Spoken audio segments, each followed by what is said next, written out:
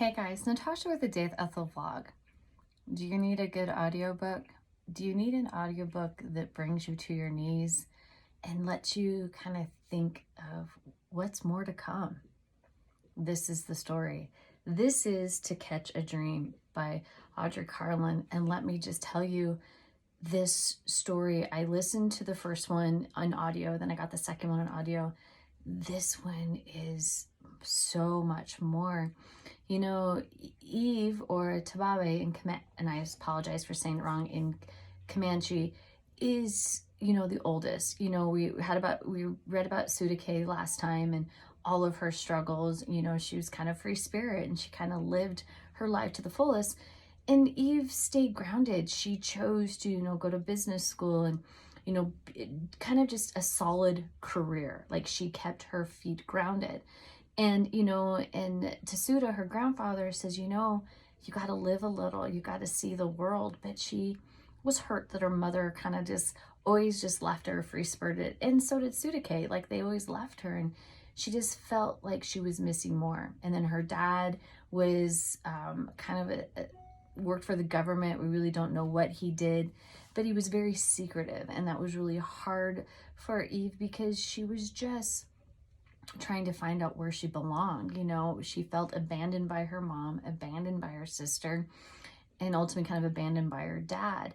But her grandfather was her solid person. He was always there. But there's also somebody else that she always had an eye for, and it was Milo Chavez. Milo is the true definition of a Native American through and through.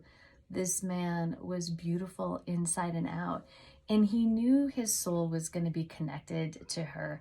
He just had to show her the way and convince her and kind of just be patient.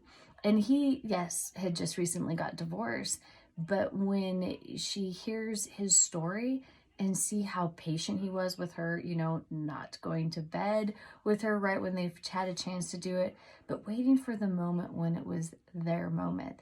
When the sun left the earth and, as it's setting, all those colors and all those rays of light coming to an end, that was the time for Eve. She loved that time of day, and in the morning too, watching the sun rise and watching the sun set.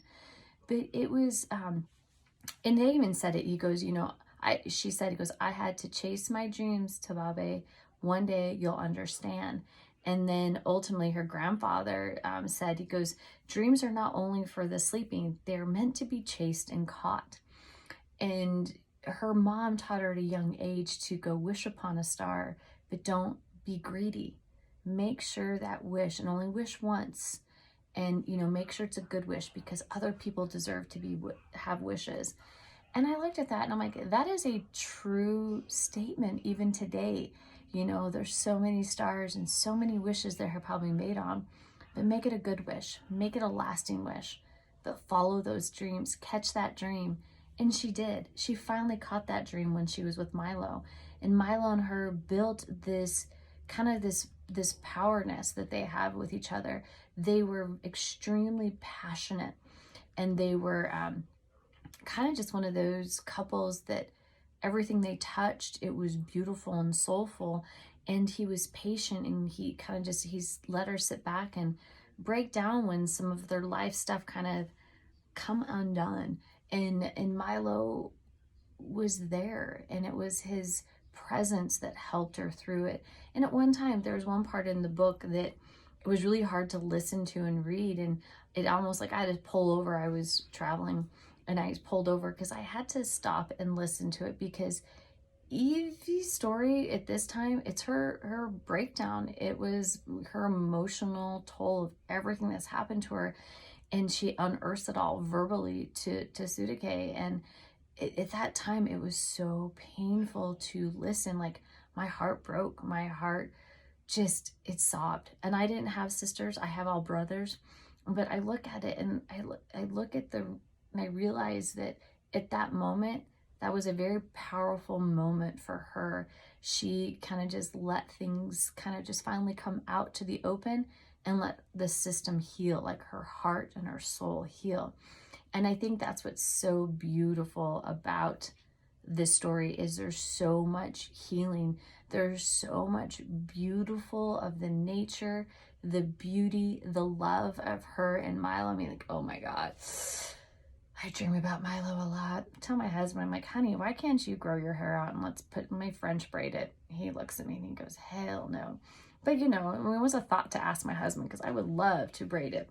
Maybe I'll call my cousin who is an Indian and say, hey, can we do this? Because that is a very intimate moment. I think, you know, you're braiding your husband, your boyfriend's hair, and it's very spiritual for the Native Americans. So anyway, I'm rambling because I love this story. I love the reasoning behind it, and it just truly hit home to me about the beauty of sisters, the beauty of your nature, the beauty of what's outside of us and what we can't control, but what we can control. Gorgeous story, guys. Get it. If you can, get the audio is absolutely amazing. Okay, talk to you later. Bye-bye.